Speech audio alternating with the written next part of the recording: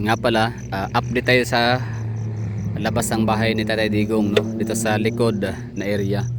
So shout out dun sa nagtatanong sa atin or sa nanghihingi ng update, no, kung meron ba daw nagbabantay dito sa likod bahay ni Tatay Digong. So the answer is yes, meron. So maliban sa merong police patrol or patrol car, so meron na tayong dito mga taga barangay, no, or ibig sabihin mga supporter ni Tatay Digong na di ko alam kung taga saan sila na barangay, pero mamaya lapitan natin. So ayan, yung pinaka bahay ni Tatay Digong. Ayan, barangay 9A ang nagbabantay dito. So barangay 9A, karamihan sa mga Muslim yata, Maranao, if I'm not mistaken. So Marfore area. So yan po yung bahay ni Tatay Digong. Ito kulay green, ha. Yan, so doon tayo galing kanina. So daming tao doon sa harap ng bahay, which is yun naman talaga pinaka-entrance. Kumbaga para sa akin, what's the point na dadaan ka ng ng likod ng bahay ni Tatay Digong para mag-serve ng search warrant, or para halugubin mo yung isang bahay kung saan hindi naman yan na madadaanan kasi wala, may pintuan, maliit lang, no? Pero hindi talaga siya pwedeng daanan kasi parang emergency exit yan. So syempre kapag 'di ba ang ang rules and regulation diyan, ang protocol kapag meron kang search warrant na bitbit, dapat doon ka dadaan sa pinakapintuan, pinahagit, pinaka-entrance, kasi kakausapin mo yung tao sa bahay, no? Yung asawa, anak, katulong, o kung sino man ang nasa bahay na naiiwanan. So siya yung kakausapin mo, magpapaalam ka na, oh ma'am, sir, meron kaming dito, meron kaming search warrant, no? Ito ay para i-raid yung bahay. So whether you like it or not, papasok kami kasi yan po ay utos, no? Yan po yung trabaho namin. So pinapaalam na namin sa inyo bilang isang respeto, no, na nasa bahay nakatira, or guardian, o anuman ka, 'di ba? So yan yung purpose doon, na bakit kailangan dumaan sa entrance, hindi dito sa likod. Kasi sinong magbabasa diyan sa o ito pala search warrant, pakibasa na lang, 'di ba? So ngayon, dahil wala naman dito si Kitty Duterte, wala si Ma'am Hanilit Avancenia, wala si Tatay Digong. So in short, wala tagang tao nakatira diyan sa bahay na yan, kasi di sila pwedeng pumunta diyan gawa ng delikado. So yun, ulitin ko. So meron tayong nakuhang information kay Kuyang Guardia dito sa Davao Global Township, na itong mga tao dito ngayon na nandyan ay hindi naman talaga sila parang magvi-vigil na magdamag. Siguro parang umaga lang, no, madaling araw, kasi itong lugar to is private property. So meron silang tinatawag na curfew. So anong oras ba yung curfew nila dito? So siguro mag-alas 12 na. So curfew, no, siguro alas 12, kasi na tayo ng gwardiya, sinita na tayo na nga sila magko-curfew na. So ang mga tao dito ngayon na nakikita natin is taga barangay 9A.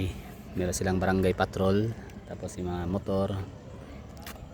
So binantayan na siguro, no, hindi ko alam kung bakit. Ibig sabihin, sige, sa mga nanonood dyan ngayon, pakicomment nga dyan, bakit kailangan bantayan itong likod na to?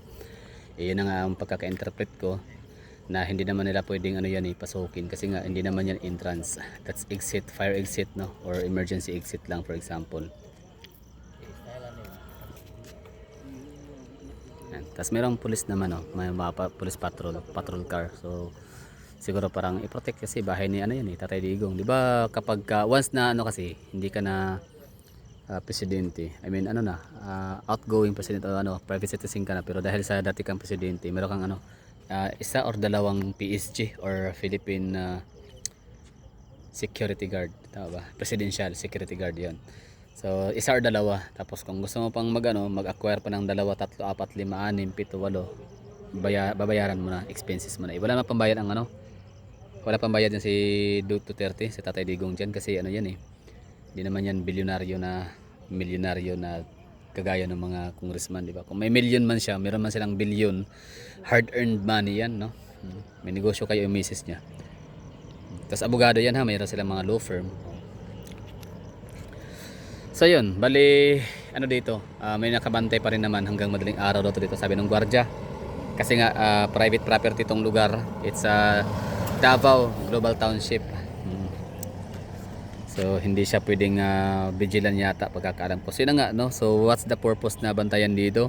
Na hindi naman talaga din dadaan dito yung mga kapulisan in the first place. Siguro kapag kapag may search warrant na no. So maaaring isa rin to siguro sa dadaanan nila kapag pero by the time na na sila, mag-present sila ng search warrant, doon na sa unahan. Tapos syempre, tayong mga volunteer dito, mga watcher. So magsisimula sa pasukin yung bahay. So ang iba dito na rin mag-aabang kasi malay natin 'di ba yung mga kinatatakutan ng mga supporter is baka magkaroon sila mag-implant or mag-planting sila ng evidences, 'di ba? So kung doon sila dadaan sa entrance, makikita yung galaw nila no, na meron silang bit-bit na anything, something na ipa-planting sa lugar, sa loob ng bahay. 'Di ba? So mamamanmanan makikita ng camera. So siguro baka dito sila dadaan. Pwede no. Dito sa dadaan sa likod kasi walang masyadong bantay, walang nagmamanman. Pero syempre andito nga tayo no. So pwedeng punta dito, punta doon lang no. So kabilaan para kahit paano mabidyohan yung mga kapulisan. Ganun lang. So lapitan ho natin sa taga barangay na yun Marfori. Yan. Duterte para sa Dakbayan. Marfori mo kayo no? Marfori. Kaya magano vigil, tama ng vigil. Buntag ni. Magbuntag yun. Amayo kay di mo sitahon sa kuan. Kwardya. Adili man. Dili ra. Kay private man gud niya, siyempre curfew ba. Sige nganong bantayan man dres likod. Bukan lang. Nay mo abot nga dili ko. Dili ngo nato. Diwata. Sulpot ra ba ya to? Gani. Yan lang. Dili man sila kuan, natay evidence. Man. Basta pag mag-search warrant na sa atubangan, anhiling uban diri Ay oy nasi turi na sa likod basing na diri ebidensya ibutang. Diri agi ba kay kung didto na may bantay daghan. Sorry. Ayun na.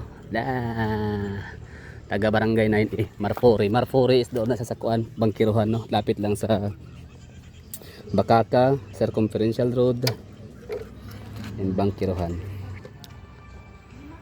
So yun po yung purpose ng no, pagbabantay dito. Totoo yun.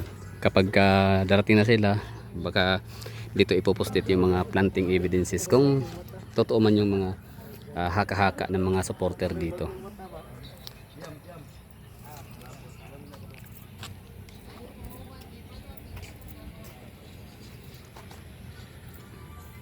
Siyempre, search warrant sa unahan. Matik na yan. Okay, ang iba dito sa likod, DGT. Punta dito para bantayan yung exit area. Di ba? Baka bubuksan yung yung exit gate or yung emergency exit tapos doon ipapasok no yung kasamahan nito Oreo. Ito yung ito yung gold bar. So yun lang, we're done no. Maraming thank you sa panonood. At least nasilip natin dito kasi nung huli kong punta dito, huli kong daan nung dalawang gabi na yata nakalipas, walang tao dito. Ngayon meron na ulit ganun.